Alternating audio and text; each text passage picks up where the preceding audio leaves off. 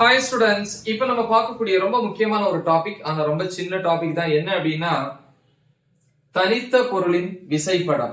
இங்கிலீஷ்ல வந்து free body diagram, FBD அப்படின்னு சொல்லுவாங்க. அதாவது ஒரு பொருளினுடைய இயக்கத்தை நியூட்டனுடைய விதிகளை பயன்படுத்தி பகுத்தறியறதுக்காக, தெரிஞ்சுக்கிறதுக்காக பயன்படுத்தக்கூடிய ஒரு விசைப்படம் தான் தனித்த பொருளின் விசைப்படம். சரியா?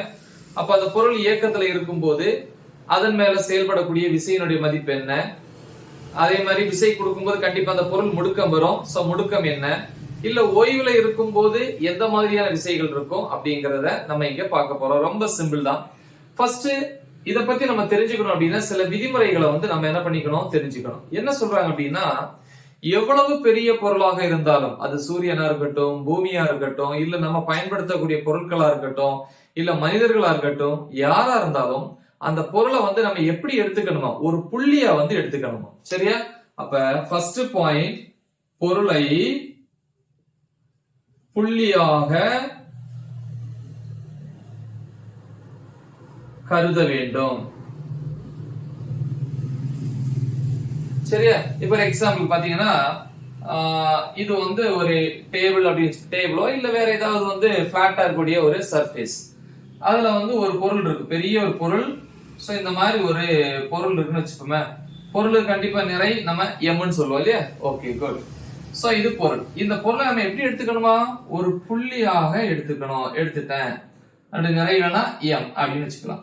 சரியா? மாஸ்ன்னு சொல்லுவோம். ரெண்டாவது பாயிண்ட் பாத்தீங்க அப்படின்னா, இந்த பொருளுக்கு மேல என்னென்ன விசைகள் வந்து செயல்படுது அத வந்து நம்ம என்ன பண்ணணும், அதெல்லாம் வரையணும் இல்லையா? அப்ப பொருளின் மீது செயல்படும் விசைகள், பொருளின் மீது செயல்படும் விசைகள். இப்ப பாத்தீங்க அப்படின்னா, இதுதான் பொருள். நமக்கே தெரியும், ஒரு மேசை மேல, ஒரு டேபிள் மேல ஒரு பொருளை வச்சோம் அப்படின்னா கண்டிப்பா வந்து அந்த பொருள் கீழ் நோக்கிய ஈர்ப்பியல் விசையை உணரும். ஏன்னா இப்ப எக்ஸாம்பிள் வந்து பாத்தீங்கன்னா தெரியும், நம்ம எந்த ஒரு பொருளை வந்து நம்ம கையில இருந்து விட்டாலும் அது கீழே தான் போகும். காரணம் ஈர்ப்பியல் விசை. அப்ப டேபிள் மேல இருந்தாலும் அது கீழ் நோக்கிய ஈர்ப்பியல் விசையை கண்டிப்பா உணரும். அதான் கிராவிடேஷனல் ஃபோர்ஸ், FG ன்னு சொல்லலாம். என்ன ஃபார்முலா? mg ன்னு சொல்லிக்கலாம். ஓகே.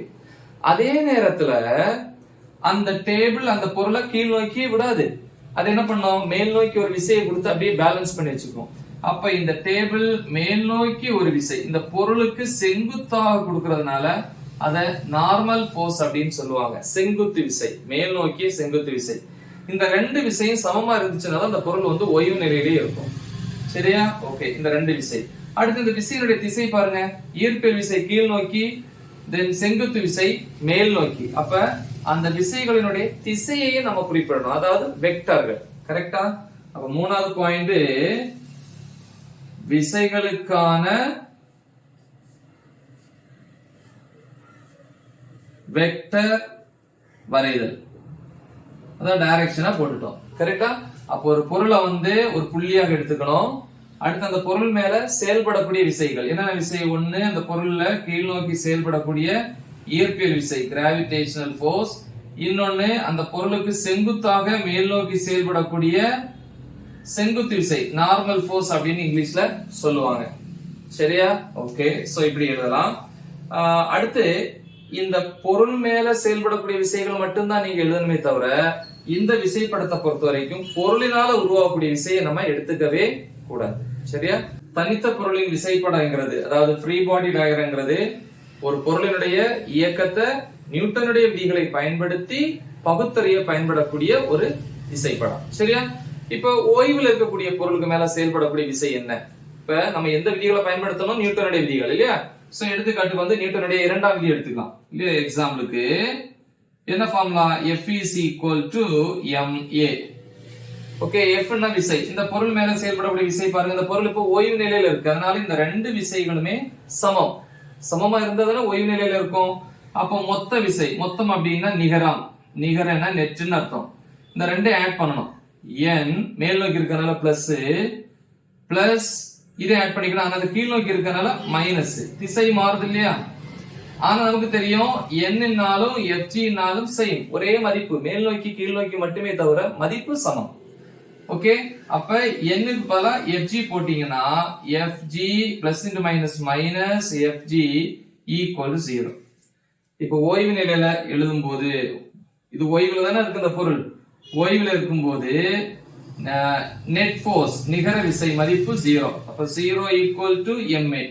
அதாவது திருப்பி எழுதிங்கன்னா ma ஈக்குவல் டு 0 மாத்தி எழுதிக்கலாம். இதுல இருந்து a equal to 0 by m equal to 0. அப்ப விசை சுழியா இருந்துச்சுன்னா முடுக்கமும் 0. அதனால அந்த பொருள் ஓய்வுல இருக்கு. சரி, ஆனா இயக்கத்துல இருக்கக்கூடிய பொருளுக்கு என்ன இருக்கு? கண்டிப்பா முடுக்கம் இருக்கும். அது வந்து 0 ஆகாது. சரியா? ஒரு எக்ஸாம்பிள். இந்த படத்துக்கு பேரு தான் தனித்த பொருளின் விசைப்படம், free body diagram. So simple ஒரு டாபிக். இதை பேஸ் பண்ணி தான் இனிமே வரக்கூடிய டாபிக்ஸா பார்ப்போம். சோ நல்லா பிராக்டிஸ் பண்ணுங்க. மறக்காம இது உங்க ஃப்ரெண்ட்ஸுக்கு ஷேர் பண்ணுங்க. All the best. தேங்க்யூ.